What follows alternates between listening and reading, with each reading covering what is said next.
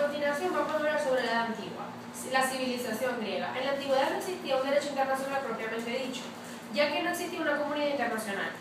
Si tomamos en cuenta las más grandes civilizaciones de la época, llegamos a Grecia y a Roma, civilizaciones que consideraban a los pueblos aledaños como vasallos o pueblos denominados. Sin embargo, la historia de la aplicación en los primeros grupos primitivos de un principio denominado donde hay derecho hay sociedad. Las instituciones más importantes de Grecia fueron proxenas, instituciones que protegían a los extranjeros en tránsito. Estas instituciones son el origen de los consulados, y la segunda de estas es anfitrionias.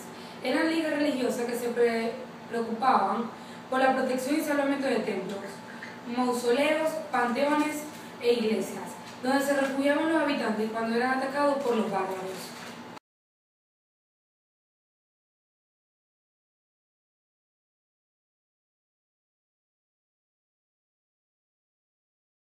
El feudalismo es el sistema político, social y económico desarrollado en Europa occidental entre los siglos IX y XI. Se caracterizó por las relaciones sociales, jerárquicas y de dependencia que generó entre los pobladores de cada región. También por el retorno a una economía agraria y por el predominio de la Iglesia católica. La existencia del feudalismo y ese concepto de sometimiento del hombre a la tierra no favorecía la constitución de una comunidad internacional, porque por una parte, cada estado estaba dividido en pequeños estados gobernados autónomamente por señores feudales. El cristianismo, el cual ejercía una influencia muy originadora en las relaciones de los pueblos, el papado, que ejerció mucha influencia en esa época, ejerciendo una acción equilibradora, sirviendo de árbitro de territorios, abogando por la abolición de armas crueles y dictando medidas encaminadas a regularizar y humanizar a la guerra.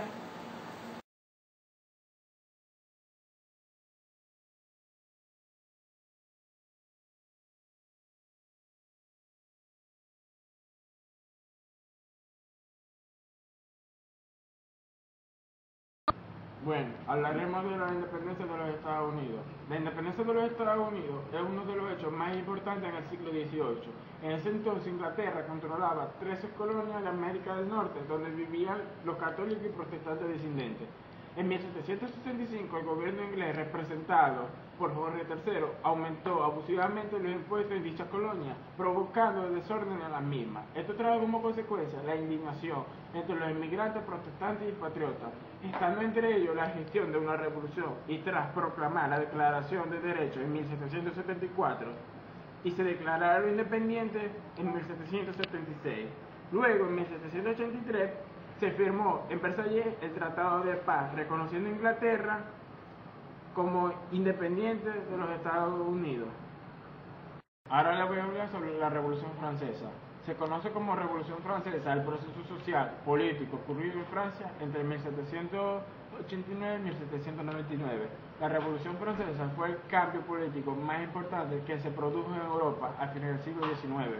No fue solo importante para Francia, sino que sirvió de ejemplo para otros países, en donde desataron conflictos sociales similares en contra de un régimen anacrótico y opresor como lo era la monarquía.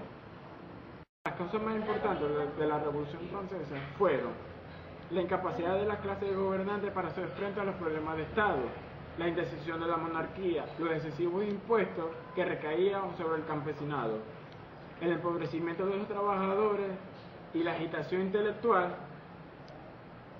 alentada por el siglo de las luces.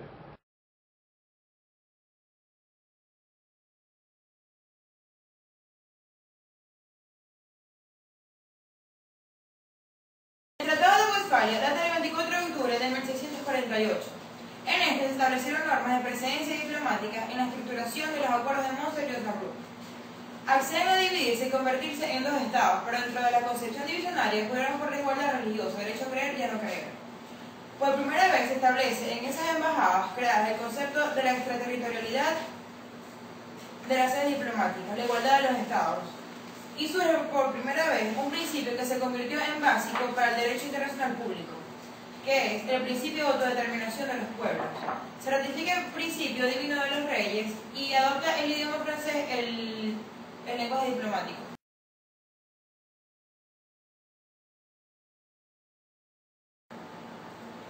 En la Edad Moderna, donde temporalmente tiene lugar el origen del derecho internacional, se produce mucho cambio en la población y vivieron grandes acontecimientos como la expansión marítima, el renacimiento, la reforma, la igualdad de los estados. Surge por primera vez un principio de autodeterminación de los pueblos. Se ratifica el principio divino de las leyes, donde también se adopta un lenguaje francés. En tal sentido, hubo hechos muy importantes para estos últimos años del derecho internacional.